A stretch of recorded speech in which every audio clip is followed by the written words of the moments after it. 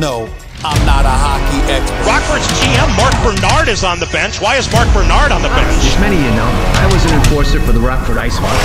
Stand proud, Rockford! You have a hockey champion! Welcome into episode number 9 of Hog Talk, the official podcast of the Rockford IceHogs, where we talk player stories, we talk coaches' stories, we talk season stories for the Hogs as well. We have it all for you here throughout the season. Thank you for joining us, whether it's on YouTube or Apple Podcasts or Spotify, wherever you're dialed in from coast to coast, from across the globe. We know that we have listeners in countries over in Europe as well as all across North America. Please do like and subscribe, and don't be afraid to follow and leave a review on whatever channel you might be listening in from. Again, we've been growing this base of consumers of Hog Talk for these last couple of weeks. It's been awesome. Some of the feedback that we've heard from listeners and viewers as well, and we hope that we can continue to entertain you and maybe educate you as well on some of the fascinating journeys that our players have here in Rockford. We have an awesome episode coming up here ahead with Kale Howarth, a guy who's been a little bit banged up. Not just a little bit, he's been a lot of it banged up through this entire season. In fact, Howie had just come out of concussion protocol when we recorded this interview a couple weeks back, and we didn't put it out at the time because he had actually just sustained another injury, and unfortunately that kind of pushed our release of this podcast back. We didn't want to put this episode out right when his injury had happened, so we pushed it back a couple weeks. But we know that you're going to enjoy this long talk with Kale Howarth, where we get into everything about his journey, a little time in the ECHL, coming up through the junior ranks and the youth ranks as a goalie at first, playing with just one eye. He can only see out of one eye. He's a great golfer, and we get into all of that and more in our interview coming up. So we hope that you enjoy this episode with Kale Howarth, who no doubt is one of the bigger characters here with Rockford. But the IceHogs have lost now 4 in a row as we record this. I'm actually recording this right after the 4-1 loss here against Manitoba on Tuesday night. So as you're listening to this, possibly Wednesday or beyond, at this point in the season, Rockford is now 3 games below 500 and trying to work their way back up in the Central Division. The Hogs still holding on to a playoff spot as we sit right now, but heading into February, it's a long home stretch ahead. The IceHogs still have 7 more, I should say, consecutive home games here at the BMO Center, which is good news.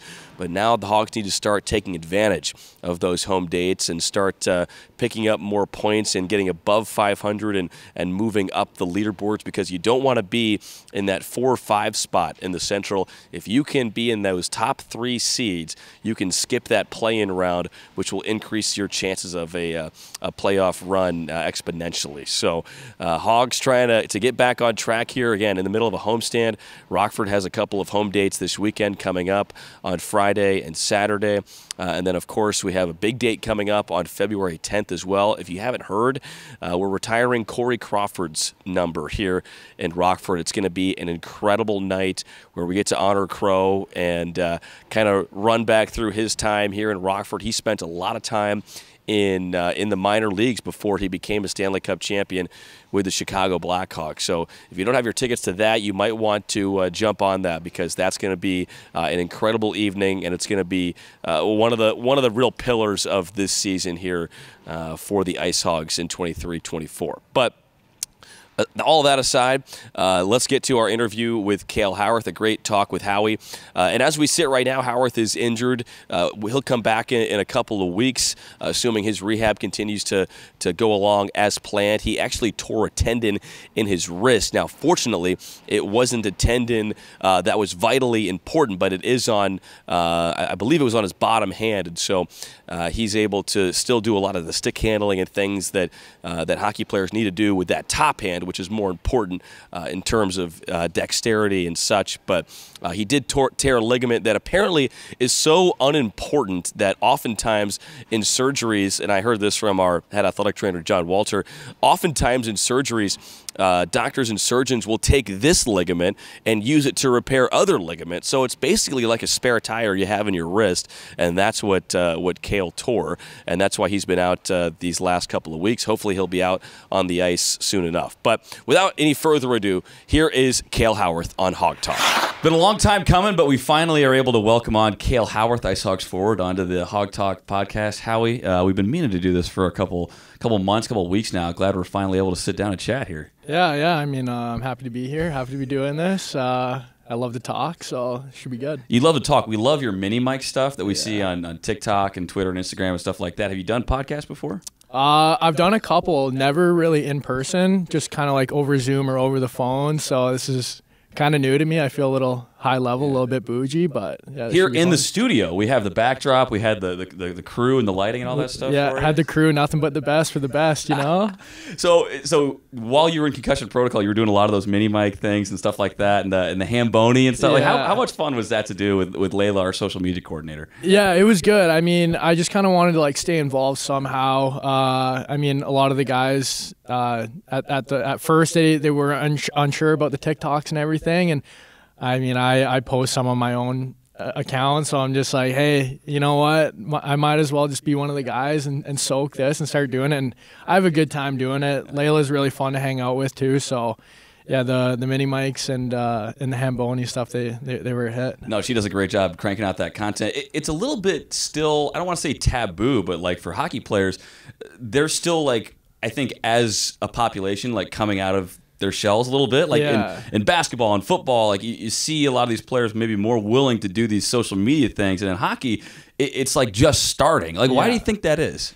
I don't know. I feel like maybe like people thought that you were going to get judged, or like it's maybe some like art, like some ammo on the ice to get chirped for. But I mean, it's like the game's all about having a personality and having fun, and I mean, there's so many great personalities in the game of hockey. Like I feel like you don't see the type of people in any other sport than you do in hockey. We're a different breed. You got guys from Western Canada, Eastern Canada. It's just, you know, we're all weird in our own ways, and I feel like it's a pretty cool way to kind of showcase who you are as a person. And I kind of take it as, you know, life after hockey. Like you can kind of build something, like, you know, if you want to pursue social media, like if like you can kind of reach out, you have the resources when you're here to kind of build a following and have fun with that. And I mean, I'm not really like consistent with it, but I'm trying to like post stuff in the summers and in the season and get people on my good side at least. Yeah, you've been having a lot of fun with it, but you've been at like a major Division I university, so you've been around other athletes, basketball players, football players, you know, baseball players, whatever. Yeah. Like hockey players have to be one of the funniest athlete groups, right? Like how much better would my Twitter feed be if all of a sudden like guys are willing to do more of these things, right? Yeah, 100%. And like,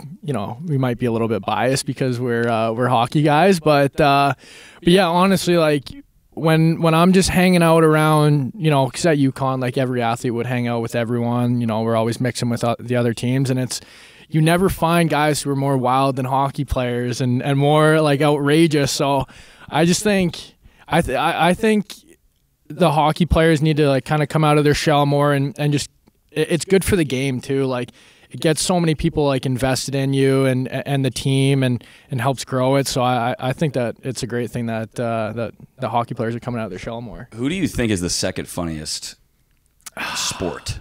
Second funniest sport? I think I have a couple. I don't know if I have a second sport, but I can think of a couple position groups. Like I think, like I've been around offensive linemen in football. Yeah. They're typically like pretty good characters.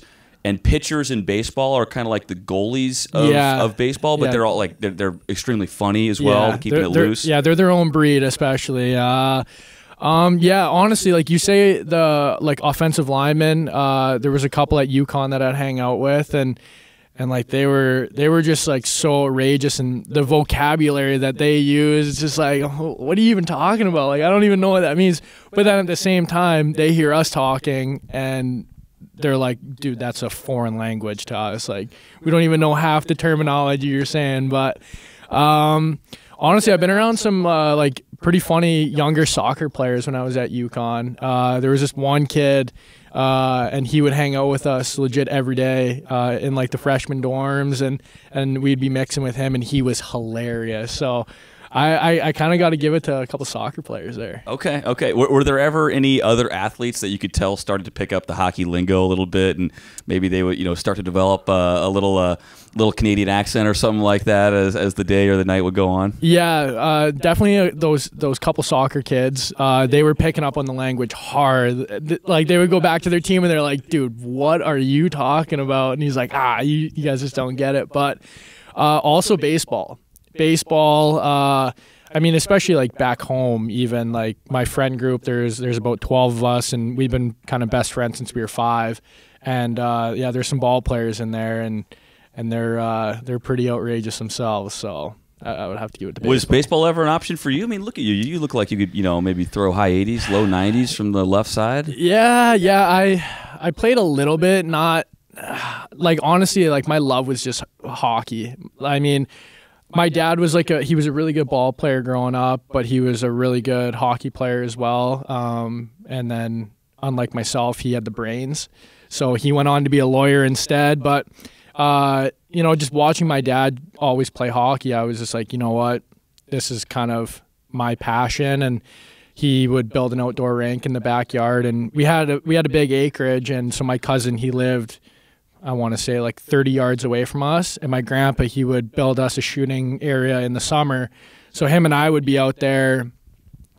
Funny thing is, I actually started out as a goalie. Come on. I was one of that explains a lot, actually. Yeah. But I was one of the better goalies in kind of Western Canada from like 7 to 9 or 10. And I'll never forget this. We had a tournament up in Airdrie, and it was a spring hockey tournament. We were playing the Saskatoon Huskies. And good program up there in Saskatoon. Yep. Oh yeah. They're built different there. And my dad invites the whole family out for the gold medal game. I was like top goalie going at like the whole tournament. You're 8? Yeah. 9? I think I was like 9 or something. And this Saskatoon team was undefeated the whole year, and so I was like, I had something to prove. I had the whole family there. My dad's the coach. I get shelled for 9 goals. And he left you in? He didn't take me out of the cage. Come on, Dad. But he always wanted me to be a forward, so that was him basically saying like, yeah, like eat up, bud. This was all an evil plan by Mr. Howarth to get you lit up in the championship game, embarrassed in front of the friends and family, so you would switch to forward. Yeah, and I think it was legit right after that game. I took my gear off. I got in the truck. My dad looked at me, kind of smirked, and I said, "I'm never playing goalie ever again." Oh, yeah, that's diabolical. Yeah, and then I guess playing forward kind of worked out as well. But I still, to this day, it kind of haunts me that I never played goalie because, I mean, I'm 6'5", I'm long, lanky. Like, I feel like it would have been kind of like Vasilevsky out there, kind of nasty. We'll never know though. Yeah. What could have been? When was the last time you threw on the goalie pads? Like we'll do like ball hockey and stuff like that, and I'll strap up the gear, and I mean. I'm still okay, but the balls are coming in ball hockey. The balls are like curving, coming at you hard, and I don't know. I don't like to stand in front of those. I like to be on the other end where I'm ripping them off the goalie's head. So we got 3 goalies with that we've been rolling with the Hogs right now. You're saying like, I mean, should the worst come to worst, e-bug situation? It could happen, like, Anders needs a guy, and, I'm always willing to adapt and be on the fly. So, hey, like, throw me in Weeksy's gear and I'll be kicking, coach. I'll be kicking.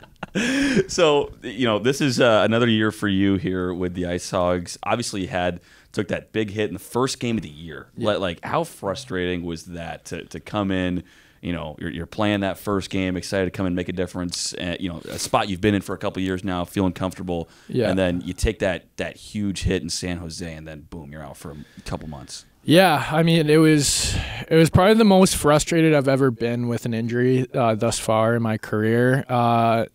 Just only because the steps that I kind of took in the off season to, change my lifestyle and change a lot of things. And I came into the season, more determined than ever. Like I was kind of done with just being average. Like done with being a bubble guy on the fourth line. I wanted to step up, have a bigger role, and I had a great off season and had a great training camp as well. I had a lot of confidence. I think that was the biggest thing for me, was just like kind of learning that like I got to be more confident in myself and my abilities, and I felt that in the first couple weeks, and then the first game that hit happens, and it was definitely really frustrating for me. But I think during that process, I had like doctors and stuff like that thinking that I'd never play again, and just with these last couple months, just with my my past history with concussions and everything, and I mean I knew that this wasn't the end of the road for me, and I always had a positive mindset through the whole thing, and I just never really lost that confidence in myself. There were days where like it would start to creep in a little bit, but just being around this group, like it's a younger group, and then the older guys they were awesome with me. Like Gusty Bads coming in was awesome. Heels, he was really helping me out too, and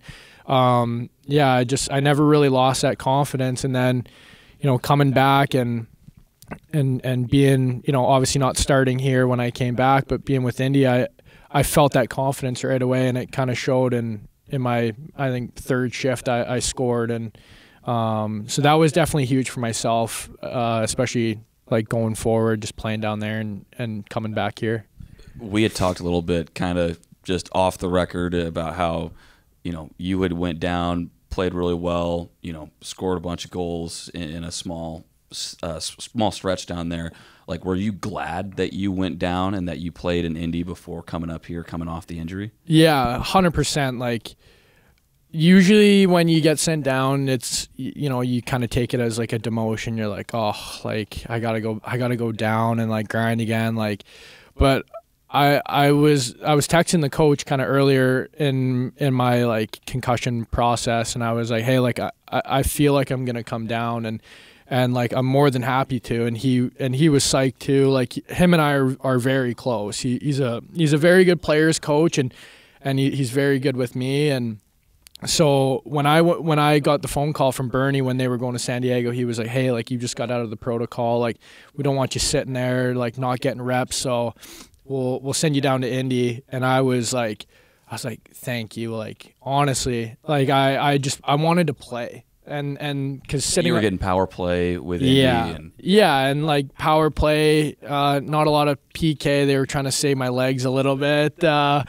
That's okay. Yeah, I was like, let the other guys block those shots. I'll watch. I'll be banging my stick on the boards. But no, I was honestly so happy, and I love the group down there. Like, their core group is awesome. I mesh in really well there. The owner like treats me like gold when he's there. Like, I don't think people really know this about Indy, but it's one of the more premier spots to play in the coast. Like, the living situation. The owner built a brand new facility called the Fuel Tank. I'm sure you've seen that. Well, yeah. So, I mean, most people probably don't realize this, but that's like in my backyard. Yeah. I'm from Fishers, Indiana. Yeah. Like, I could almost throw a rock and it hit like the fuel tank that you're talking about. And, and I remember when that stuff was built, it's built next to the local rink, and people were initially thinking, oh, this is like, these are hotels for people to stay in for hockey tournaments and things like that. But they're actually just incredibly nice apartment buildings for Indy Fuel players to live at during the season, right? Yeah, exactly. So it's just like, it's kind of like a college setting. Everyone's living together. There's some 1 bedrooms, there's 2 bedrooms, there's a 3 bedroom, and everyone's just like hanging out together. And then they're building a brand new rink there. And I mean, they sold out every game that I basically played when I was there. And there was a goalie fight in there. And honestly, like, you never know what you're going to get when you go down to the Cheddar. But I mean, it's always a good time. I'm always down for a good adventure. So they play at the old fairgrounds at the Coliseum in Indy, and they're building, you mentioned that new venue, which is going to be in Fisher, so that's the suburbs for people who don't know. Yeah. But have you seen like the pictures and the videos of the new building that's going up there? Because it looks like It's going to be unbelievable. And that spot around there is also all new development. Yeah. Very, it's a little uppity there. I'm not going to lie. Like it's pretty affluent. But it's all very nice. Eating and they don't really have shopping there. I don't think as much, but some really good spots to go and eat. Yeah, I mean, so I've seen the floor plans for the locker room and all that stuff, and it's incredible. And then so the rink is like semi half done ish, and so I would drive by it and I would go check it out, and like it looks incredible. Like it would be up there for one of the nicer like AHL rinks. So like you'll have that, and then Jim, the owner, he bought an indoor football team there. So there's indoor football. I think he's trying to do one more sport there. But like he's just super involved, like loves the players. Like his pride and joy is the Indy Fuel. So he treats you really well. Like, your tracksuits are Lululemon, and like, he's just like coming up to you, talking to you, making sure you're okay. Like KV's in there. Like if something in the apartment's going wrong, he's fixing it right away. So sounds like he's like a Jerry Jones almost, just a little more positive. Like he's very involved, but like in a good way, right? In a very good way. But if you're kind of losing, that's when you stop seeing him for a little bit. But what are the crowds like down there? You mentioned they had some sellouts and stuff. I mean, it's a fairly intimate barn. Like it's about the size of the BMO, I would say. Yeah. Like they're pretty comparable, but they usually get pretty good crowds there in Indy. Yeah, they get unbelievable crowds. I think I played 3 home games or whatever it was right after Christmas, and yeah, all 3 of them were sellouts, and it was electric. Was one of those for the goalie fight? We saw Jeff Driscoll down there in the goalie fight. Was that against Fort Wayne, the rival? It was against Fort Wayne. It kind of seems like every year the Fort Wayne goalies is always scrapping it out, and it was crazy because we had an e-bug in that night. Yeah, so he was our backup, and so Drizzy, being the nicest guy in the world, who you'd never expect him to shed the mitts. And he goes down there and he puts up a pretty good fight against the other goalie, but there's 5 seconds left, and the refs don't know what to do. And we're like, well, what are you going to make the goalies do? Sit in the penalty box and serve a 5-minute fighting? Like, no, they go in the net. So they kicked Driz off the ice and the other goalie, and our e-bug goes in. And the e-bug is actually a guy who comes and practices in Rockford and with the Blackhawks sometimes. Yeah. So I know him pretty well, and so just to see him in the cage, he had all the red pads on with our red jerseys. He looked like one of the boys, and I was pretty fired up for him. He got some good pictures. I think he even got one shot on net with 5 seconds left. Really? Yeah. Oh, good for him. That's awesome. 1,000 save percentage. Yeah, exactly. So yeah, it was pretty cool for him. But then he was fired up. He thought he was going out to start the third, and I had to go tap and be like, hey, like, Drizzy's going back in the pipes. He's like, You had to break the news to him? Come on. I felt bad for him. He's all fired up, thinking he's going to get 20 minutes. And yeah, he was in the moment. I was like, buddy, I'm sorry. Yeah, but you like to see him dialed in like that. Oh, though, yeah. right? I felt pretty confident with him going in the pipes after that, even though he's never played a pro minute in his life. That's the stuff that dreams are made of right there. Exactly. Well, we kind of got sidetracked on Indy here a little bit, but we were talking about, you coming back from the concussion and everything. Like, can we talk about that moment a little bit? Because the setup in San Jose has me wanting to ask a couple questions, because the locker room was so far away from the ice. Yeah. And I think you kind of know where this is going. Like, you had a head injury, right? Like you're a little dazed right now, and I'm guessing that it was Patrick Chun, the assistant athletic trainer, that had to walk you, I don't know, 75 yards back to the dressing room through people. Yeah. It was through people because like it's not blocked off at all going back to the dressing room. Right, and they have like kind of 5 different rinks set up like throughout the back, and so like there's a full-on hockey game going on, and I mean I kind of vaguely remember the whole thing, but I just remember how long the walk was, and yeah, I had my arms around Chunner, and I think it was Harry. And I was just like slouched back, and I was basically KO'd, and I'm dragging my feet for like 100 yards, what it felt like. And come on, yeah, it was pretty bad. And then I got in the locker. You're getting like jostled by fans, like going to get a hot dog or something. Yeah, like, they're like sitting there like throwing stuff at me. They're like, "Get up, buddy!" Are they saying something to you? Yeah, like I heard a couple chirps, and I was just like, come on, like you didn't even see me. I'm catatonic right now. I was like, they just had to squeegee me off the ice. Like I was legit dead. That's unbelievable. Yeah. One thing I've been asking other guys too is like, what's the worst thing a fan said to you? I mean, that's pretty bad in that moment right there. Yeah, I feel like anytime like you get hurt and fans like are kind of yelling at you, I mean, like I get it, like from a fan point of view, but like at the same time, like we're also human. Like it sucks. Like when you're like when you know that like you're gonna be out for a while and like fans are chirping you and like saying how they're like this is my job, my career, my life right exactly. Here. So I feel like that's the worst that it can be for me. Yeah, I would say that. Or I think in college, like when we were up in Vermont or something, a couple fans were like throwing stuff at. Oh, actually no, we were in Providence. And I was in the penalty box and the fans started like they were doing research about my family and they were saying stuff about like my sister and my dad and my mom and stuff like that. So I'd say that Providence was the worst. They had Sickos. they had some pretty good material. I was sitting in the box and I was like chirping back at the start. Then they started getting a little ruthless and I just had my head buried the rest of the minute 45 seconds. Yeah, what do you even do there? I mean, I'm just gonna take this one on the chin. Well, you do have some fans on your side too. I've seen some what is it, Kale Club T-shirts out there. Are those fan made or do you produce those? Those are fan made actually. Those are from fans in Indy actually. One game. It was kind of like 5 hours before the game. I opened up my Twitter and they had said they had a picture or something and there was a big poster with my picture on it and it said Kale Club on it and then I DM'd them,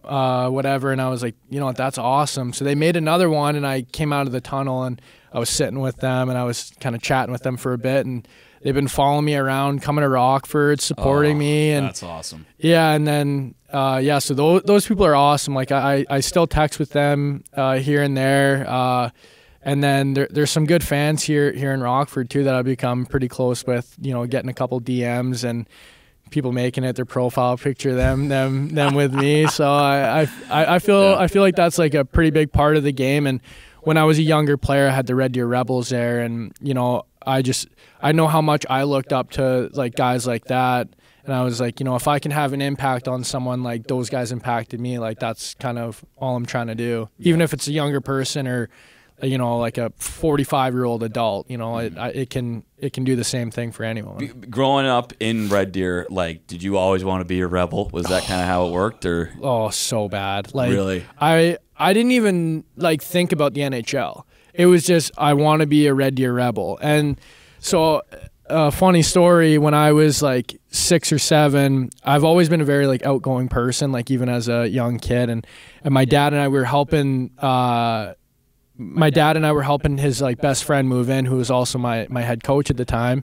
And I see this guy moving into a place across the street. So I like wander over and I start picking up like boxes and helping this guy.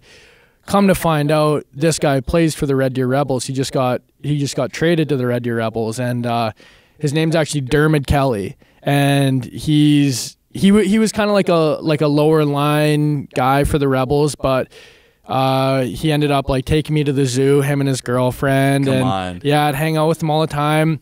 I'll never forget this one moment. He stopped in traffic and he saw me, and he had a broken stick in the back of his car, and he was running through cars, and he like put the stick in through the window and gave it to me, and that was probably like one of the most core memories I'll ever have from a Rebel. And so those guys to me were like legit superheroes. Like I thought they were rock stars. That's something we miss in America. We don't have that junior hockey connection like a lot of those Canadian towns do. Yeah, right. Like I don't know, like how special is that? I mean, obviously it's one of your core memories and stuff, but like, do you almost wish that, like, do you look around and see Rockford and be like, man, you should have a junior team here to build that connection? I know the IceHogs try to do that in the community as well, but with the junior, those are usually younger players, right? It's a little bit more attainable, it feels like, than pro hockey. Yeah. I feel like having junior teams in cities like this it's honestly so important, because like you even think about it, kids are coming into junior who are 16, 17,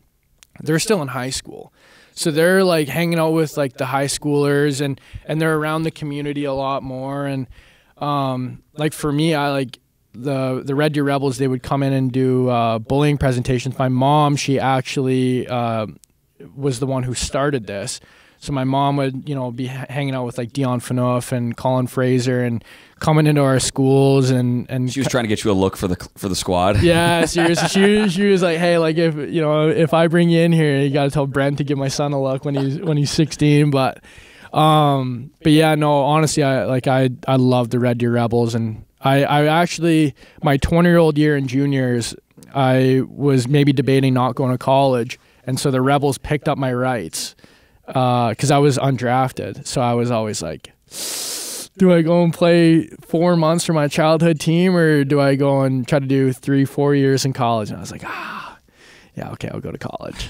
College seems like a better time. Yeah. Well, I wanted to bring up juniors as well because you have such an interesting story where, like, reading back on some of the pieces that were written about you by the Columbus organization as you were coming up, like it always felt like you were maybe like you didn't realize how much of a prospect you were coming up, and playing with Trail. I was reading a piece about how they switched coaches, and what was it, Keith? So it started as Nick Deschaines, and then after my first year, it was Cam Keith. Yeah, Cam Keith steps in, and that's kind of where things really transformed for you, right? Yeah. I mean, so like when I was in, like even before juniors in midget, like I was always so small, but I had good skill and I just had that love for the game. And my midget AAA year, my 16-year-old year, I was like 5'9", and then the next year going into, I was a small guy. But then the next year going into my midget AAA year, I was 6'4". So I grew so much, and I didn't realize like how I had to play as a bigger guy, and so I really struggled. Like my skating struggled, just style of play that all like kind of took a hit, and I didn't really gel too well with our head coach. And he kind of told me in my year-end meeting, he said, "I don't think you're anything more than a junior B hockey player," and that kind of lit a bit of a fire inside of me, and I had the option to go to either Trail or the Kootenay Ice in the Western Hockey League. And so I was like, I'm going to go to Trail, get some extra ice in, and then I'll go to Kootenay, whatever. And, I owe a lot to like Cam Keith, the second coach who was there, but I do owe a lot to Nick Deschaines, who was there first. He, in camp, he was like, you know what, like, I want you to come here. Like, I want you to be a player here. I went to college. I went to Yale. Like, this is my experience. I think that you'd be a great player. Like, you could play in the NHL one day. And I was like, yeah, right, buddy. Like, I just came off having 11 points in 30 games. This is the same guy that said you were a junior B hockey player at best? No, this is the newest coach of Trail that I was going to. This is Keith, or this is still Duchesne? Nick Duchesne. Okay. And so he's like, go to Kootenay, try out there, and then whatever your decision is, just let me know. And I sat in his office, and I was like, I don't want to go. I was like, I want to stay here. I want to go to college. And so I stayed with him, had a tough start to my year, and then I ended up being like almost a point per game the second half. And then unfortunately with like 4 games left, he got fired. Just stuff didn't really work out with him. And then Cam Keith came in, and he'll always tell this story about first time he went to meet me out for lunch. I was wearing an Expos baseball jersey, and I was wearing like skateboard shorts. Hair was a mess, just literally rolled out of the wrapper, and he was like, "This is my number 1 centerman this year." And I was like, "What's up, buddy?" Like, he was like, "This guy's an idiot." But he really instilled in me like the belief that he had in me, and he was just like, stuff can happen very fast for you if you just listen to me. I know what it takes. He was once a guy in my shoes, and he introduced me to like my agent a couple weeks later. And how old are you at this point? I was 19. So you're 19, no agent at this point. 19, no agent. Didn't even know what an agent was. Yeah. Like, didn't even know the process of like talking to schools. So these other guys that are getting drafted at 18 and stuff like that, like obviously they have agents. They have sometimes like armies of people kind of working behind the scenes to get them in front of coaches, get them in front of scouts, Yeah. in front of teams, things like that. You're just like kind of making it up as you go at this point. I was just playing hockey. I was just enjoying playing hockey and didn't really think too much of the other stuff that went into it. And then I got introduced to this agent, and my dad and I were like, we're a little skeptical, you know, like we've never really like dealt with agents before. We've never had to. My dad on the phone call goes, if you can get Kale a scholarship, you know, we'll think about signing on with you. And he goes, are you serious? And he's like, yeah. He's like, let me call you right back. Within like the next 12 hours, I want to say I had like 7 offers. Scholarship offers? Full ride scholarship offers. Come on. Yeah. So UConn actually wasn't my first school that I ever committed to. A lot of people don't know this. I was committed to Northern Michigan University. Where the N stands for knowledge. That's right. Yeah, exactly. Yeah. So Walt Kyle, he brought me up there, and I toured around, and you know, I really liked the school, and it was kind of reminded me of back home. It was pretty cold when I went to go visit. So I was super pumped, and then I came back and had Canada West tryouts. And unfortunately, I didn't make Team Canada because I was an overager, and they could only take like 3, and they had 3 returners. But I was up there from one of the guys who was going to make it, and then I was just like, I went home right after that, and I was super bummed out. Went home for the Christmas break, and my agent texted me, and he's like, hey, open up your phone. I just sent you a link, and it was the NHL Central Scouting, and I was like, what is even this? Like, I've never seen this before.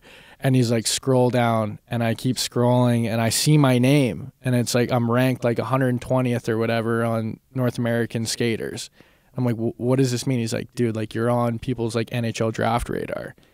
And that's kind of when it all turned, and I started to take it a little more serious and understand what was going on, and then I just kind of turned into a bit of a beast that year, and really turned it on, and just, you know, I've always loved the game, but then having something like that happen just made me love it even more. You know, there was something to work towards. You know, there was actually like an end goal involved, and then I ended up changing schools, going to UConn, and getting drafted to Columbus. And in my hockey career, I would honestly say that was probably one of the most life-changing, best years of my entire life. You get the agent, you had 12 goals the year before, and then you had 30 the next year. Yeah. So, like, all of a sudden, like, it's not cute anymore. Now, like you said, you're on people's radar. You're a 30-goal scorer. Like, you're shipping off to stores to play for UConn next year. Like, you had to have started playing a little bit different as well, right? Were you starting to drive the net a little bit more and like use your big body a little bit more at that point? Yeah, well, I had realized how fast I really was too, and so I would just wind it up, and I would just take on, like, I didn't care who you were, I was taking you wide every time, and I was going right to the paint, and I learned how to play kind of off the puck a little bit better. My coach was like, okay, like you get too puck focused, like you need to be more patient, like let the play come to you, you know, and so I would do that, and then I'd get to the front of the net more, and I, like, guys just couldn't really move me. I was so big and so wide, and had that long reach, and I have good skill, so, you know, when I'd get in front of the net, I'd just kind of toey and go a little backhand roof, but we'll cut that part. but yeah, no, he really taught me like how to play a complete game, and honestly, a lot of it started with my D zone, like a lot of my habits, and it's like I don't care about defense. Like, I'm not a defenseman, you know. I'm cheating for cookies, but yeah, you know, learning the defensive side of the game really kind of helped me be a complete player, and I think that's kind of what got me drafted. So you get drafted that year, but you went to the Combine first, right?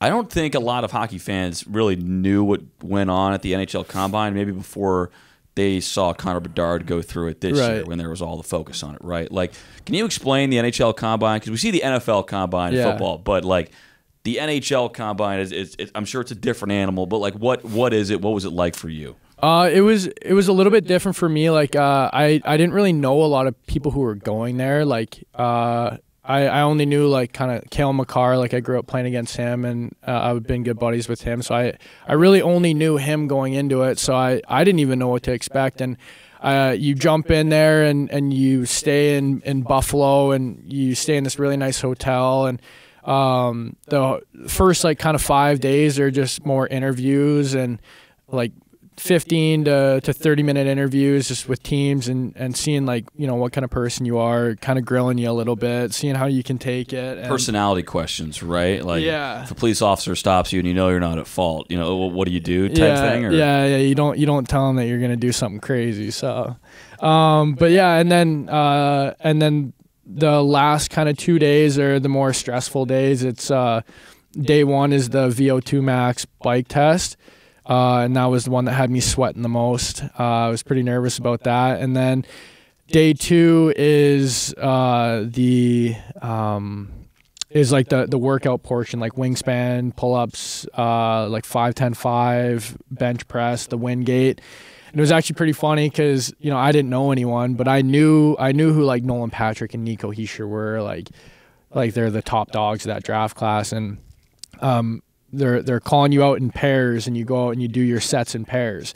And so I'm sitting there, and they're like, Nico Heischer and Kale Howarth.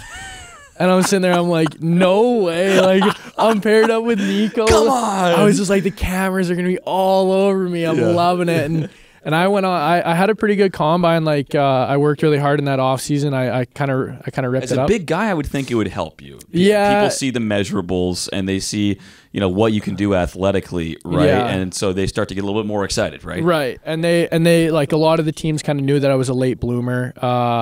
And then like how I was still had more room to grow into my body and you know what I was capable of at the time. So I think the combine really helped me out. The crazy part is that when I was there, the team that ended up drafting me, I had my worst interview with them, and they were all kind of laughing at the table because I said that my NHL player comparison was Rick Nash, legit the biggest Columbus Blue Jackets legend, and they all go, okay, pick someone else. They thought you were probably pretty smart for picking a Blue Jackets guy, right? Yeah. And the crazy part is like I told a bunch of other teams like Rick Nash too. Like they totally thought you were pandering though. And then they're like pick someone else. Is like Jason Chimera, a fourth liner on Washington. So you get drafted. You're at UConn for 3 years as well. Yeah. Why 3 years? Was it just time to come out at that point? Yeah. Well, I knew. Like I had to do upgrading in school my 20-year-old year in juniors to make sure I was eligible to get into college. So I had a bunch of college courses there, and I was like, okay, well, if I'm gonna be coming out of college at like 23, 24, like I don't want to be coming out like at 25, like so I was just like and I wasn't obviously the best in school, like everybody kind of knows that. I struggle at spelling my own name sometimes, but so I was just like, you know what, I'm gonna come in here, I'm gonna try to bear down in the classroom, just work as hard as I can on the ice to like improve, and I thought at the time I was ready to make the jump, and I had enough credits. My coach had always said, he's like, I want my players to come in here and get degrees and leave here better men.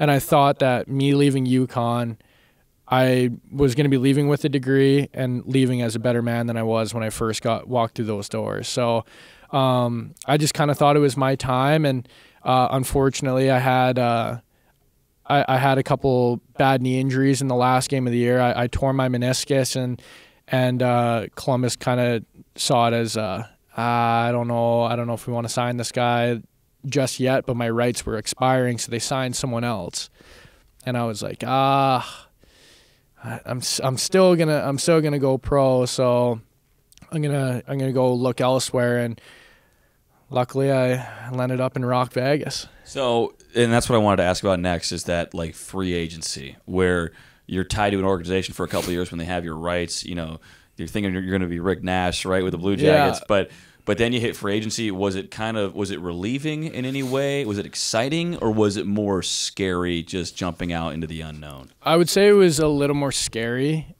just because I haven't even played a game of pro, and I'm already like jumping right into free agency, and you just never know with these things, like I could have just not gotten picked up by any team and signed a coast deal, and luckily my agent he landed me here in Rockford, and I was very excited at the time. Like Derek King was he kind of sold me on it, and I really actually look up to Derek King. Like he's a great coach, was a great player.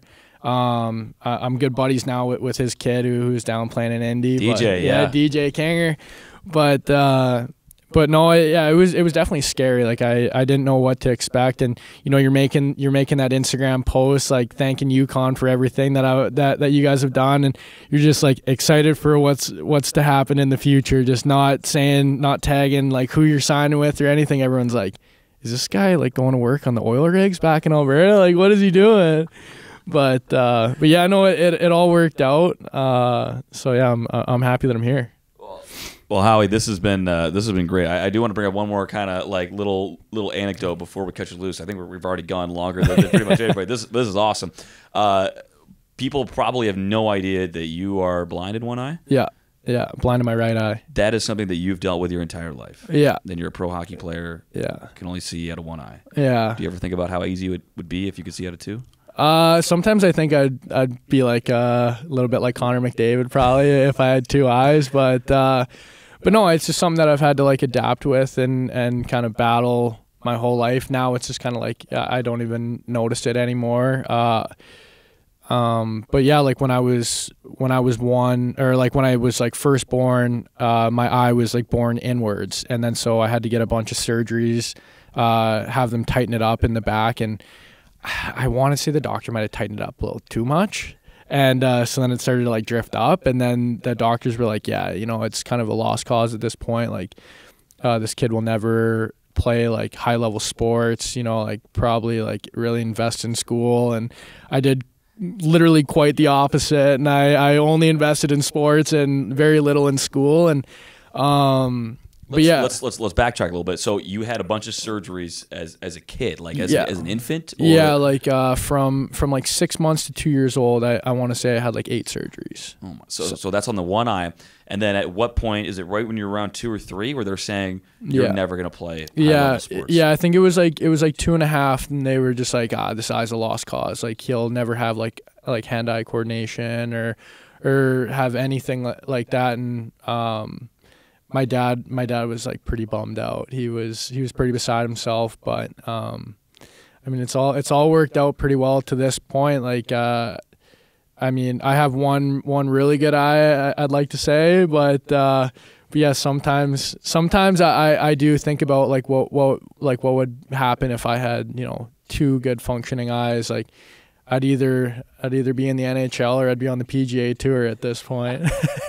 So, do you ever like drop tickets for that doc every once in a while? Just send them a couple, like, hey, here you go, buddy. You said I'd never do this, and here I am. I probably should, that'd actually be kind of funny, but I've kind of ever since that, I've just never really like looked back at that doctor, and I was just like, you know what, you can try to tell me like, what's gonna happen in my future, but I'm the one who's actually doing it. Like I'll be the one who decides if I can or can't play.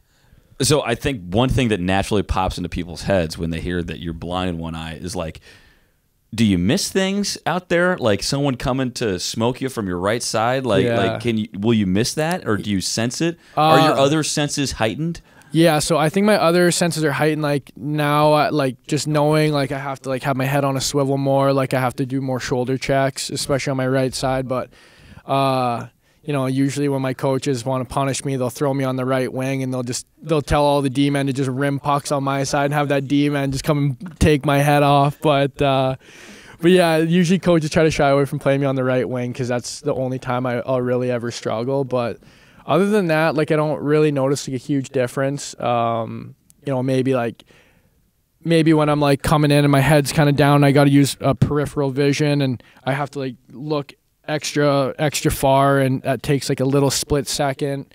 And at this level, like you need to be that dialed in with everything. So Yeah, I just feel like I've adapted up to this point. The only time I think it ever gave me trouble is when I was in college and had a bubble, and all this stuff here was like kind of blocking, and I would have to like look even further, and it would kind of screw up my vision. But the visor's pretty nice, and then you get a little bit of tilt going. So Yeah, a little hang on there. yeah, a little bit of tilt on the old visor. I know we said we were about to wrap up, but you touched on your golf game, and I've heard you're one of the better golfers on the team. Yeah, I'd like to what's say the handicap? This summer it finished at plus 1.9. Yeah, so taking money from the boys out on the course then. Yeah. Nick Anderson and I are actually undefeated as a twosome shamble. We'll take on anyone, but I don't get like half as much of an enjoyment out of that, or I get more enjoyment out of beating up on my dad back home more than anybody. Is he a stick? Oh my, he is so nasty. Come on. He's won the club championship at our home course, and like everybody knows him back home. They're like, this guy's a stick. Like this guy put a simulator in our house because he loves it so much, and he's legit practicing every day. But little did he know that it was going to backfire on him, because up until that point, I had never beat him. And then I started really cooking in the lab. I was in there On the simulator. Oh, on the sim, and then we got a putting mat in there, and I figured out my swing. Like I'm a really good ball striker. I hit the ball really far, but I can control it. Like I can shape it however I want, and yeah, it's all thanks to the simulator. And so my dad and I have some pretty heated matches.